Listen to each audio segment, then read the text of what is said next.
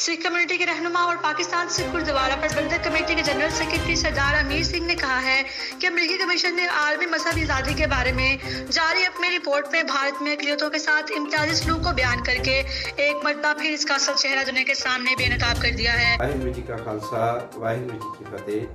28 अप्रैल 2020 ਨੂੰ US commission ਵੱਲੋਂ international religious freedom ਦੇ ਉੱਤੇ ਇੱਕ ਰਿਪੋਰਟ ਛਾਇਆ ਹੋਈ ਹੈ। ਇਸ ਰਿਪੋਰਟ ਦੇ ਮੁਤਾਬਕ ਪਾਕਿਸਤਾਨ ਵਿੱਚ ਰਹਿਣ ਵਾਲੀਆਂ ਘੱਟ ਗਿਣਤੀਆਂ ਮਜ਼ਹਬੀ ਤੌਰ ਤੇ ਮੁਕੰਮਲ ਤੌਰ ਤੇ ਆਜ਼ਾਦ ਹਨ ਅਤੇ ਆਪਣੇ ਆਪਣੇ ਅਕੀਦੇ ਦੇ ਮੁਤਾਬਕ ਆਪਣੀ ਜ਼ਿੰਦਗੀ ਬਸਰ ਕਰਦੇ ਹਨ। ਇਸ ਰਿਪੋਰਟ ਦੇ ਵਿੱਚ ਪਾਕਿਸਤਾਨ ਸਰਕਾਰ ਵੱਲੋਂ ਲਏ ਗਏ ਫੈਸਲਿਆਂ ਅਤੇ पाकिस्तान सरकार वालों अपने घट गिनतियां के बारे मजहबी और समाजिक आज़ादी बारे जो फैसले लिए गए हैं वो सलाहनयोग हैं और उन्होंने खराज तहसीन पेश किया गया है।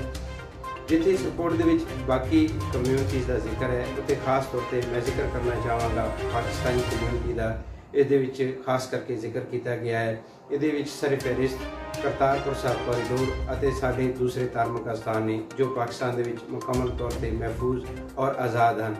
पाकिस्तान सिख गुरुद्वारा प्रबंधक कमेटी और पूरी दुनिया में रहने वाली समूची सिख कम्यूनिटी वालों असी पाकिस्तान सरकार का और पाकिस्तान के तमाम इदारियां का असी मशकूर हाँ तां जो असी इत्थे अपनी जिंदगी धार्मिक आज़ादी नाल बसर कर रहे हैं।